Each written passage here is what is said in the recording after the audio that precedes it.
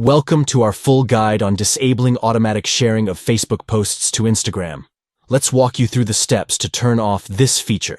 Start by opening the Facebook app on your Android device.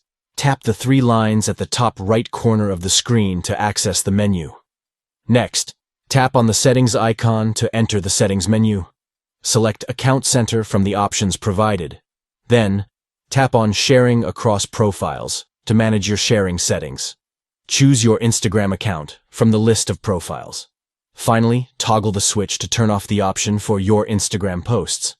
By following these steps, you can prevent Facebook from automatically sharing your posts to Instagram, giving you more control over your social media content. Thank you for watching, and we hope this guide has been helpful in showing you how to disable automatic sharing of Facebook posts to Instagram.